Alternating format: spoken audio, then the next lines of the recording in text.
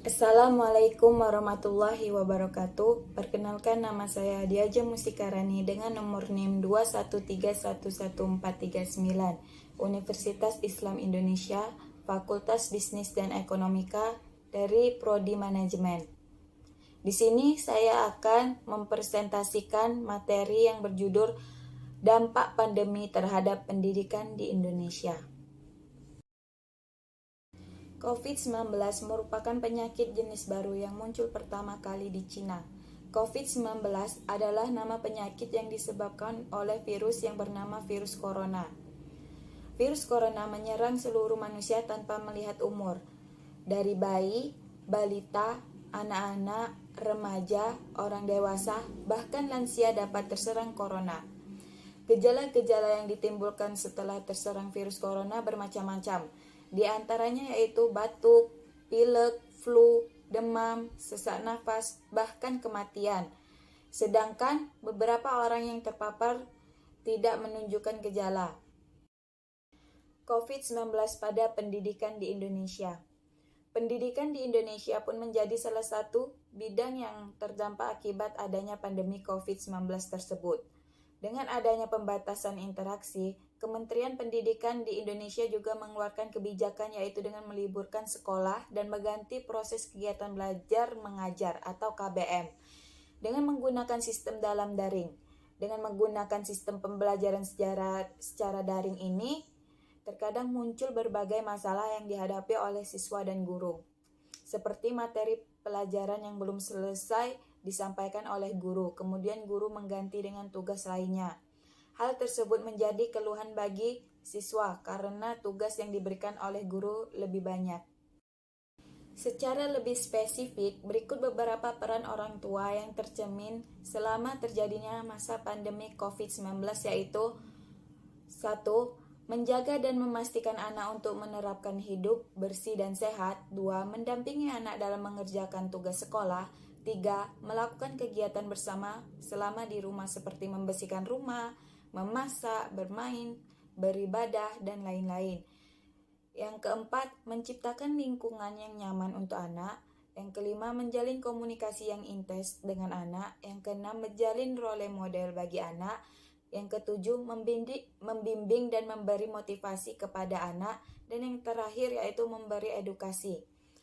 Di tengah pandemi yang terus melaju, dunia pendidikan harus terus mendapatkan perhatian khusus agar tidak berdampak buruk. Apabila membahas tentang dunia pendidikan, maka akan membahas masa depan suatu bangsa.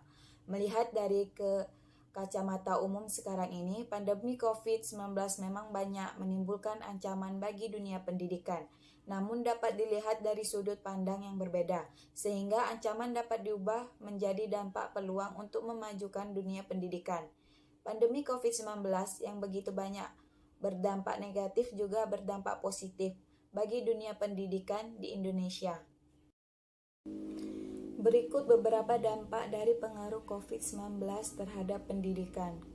Dampak negatifnya yaitu anak kurang bersosialisasi, ancaman putus sekolah lantaran terpaksa bekerja demi membantu perekonomian keluarga, keterbatasan gawai dan kuota internet sebagai fasilitas penunjang belajar daring, banyaknya siswa yang menyalahgunakan sistem belajar online dan menggunakan waktu belajarnya ini dengan hal-hal yang bisa dibilang kurang penting dan itu bisa merugikan dirinya sendiri. Banyaknya orang yang salah mempergunakan waktu belajar online atau kurang memanfaatkan belajar online. Banyak kita temukan waktu belajar online membuka Facebook, TikTok, dan lain-lain.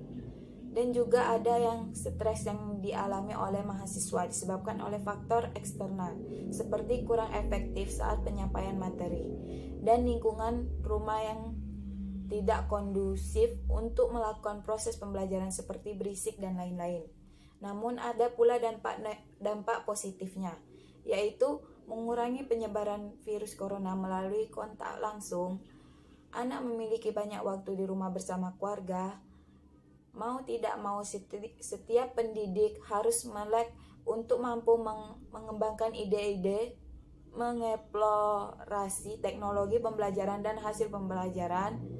Kita bisa mendapatkan materi dengan mudah, dan belajar mengevaluasi pembelajaran sendiri dimanapun kita berada, baik di rumah maupun di kampus atau tempat-tempat umum lainnya, sesuai keinginan hati kita masing-masing.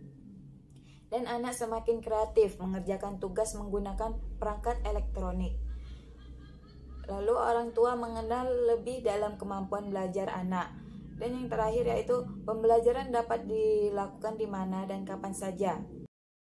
Dampak dari COVID-19 sangat luas, tidak hanya kondisi fisik, namun dengan adanya berita tentang banyaknya korban yang berjatuhan dan penyebarannya yang sangat cepat sampai menimbulkan kematian, mempengaruhi kondisi psikologis atau mental seseorang seperti kecemasan akut.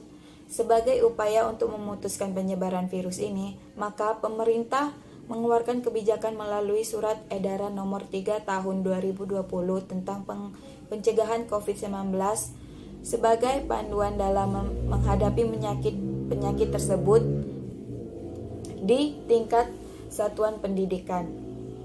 Lebih lanjut, UNESCO pada 4 Maret 2020 menyarankan penggunaan pembelajaran jarak jauh dan pembukaan platform pendidikan yang dapat digunakan sekolah dan guru untuk menjangkau peserta didik dari jarak jauh dan membatasi gangguan pendidikan. Kesimpulannya yaitu pelaksanaan pembelajaran daring di tengah pandemi tidak sepenuhnya terlaksanakan tanpa halangan. Masih ada begitu banyak keterbatasan yang menghalangi terlaksananya pembelajaran daring secara maksimal, yaitu penguasaan teknologi yang masih rendah, sarana prasarana yang belum memadai, akses internet yang masih terbatas, serta kurang siapnya penyediaan anggaran. Adapun kendala dalam pembelajaran daring seperti lokasi rumah tidak terjangkau jaringan internet, termasuk kuota internet murid minimalis, dan media pembelajaran yang digunakan para guru dominan monoton dan membuat para murid merasa jenuh atau bosan. Meskipun secara formal kegiatan pendidikan masih bisa dilakukan secara daring, namun karena siswa dan mahasiswa harus belajar di rumah, pendidikan karakter selama masa pandemi ini rasanya menjadi sedikit terabaikan. Orang tua pada awalnya berperan dalam membimbing sikap peserta keterampilan yang mendasar, seperti pendidikan agama untuk patuh terhadap aturan dan untuk membiasakan yang baik. Namun perannya menjadi meluas, yaitu sebagai pendamping pendidikan akademik. Berikut sarannya yaitu 1.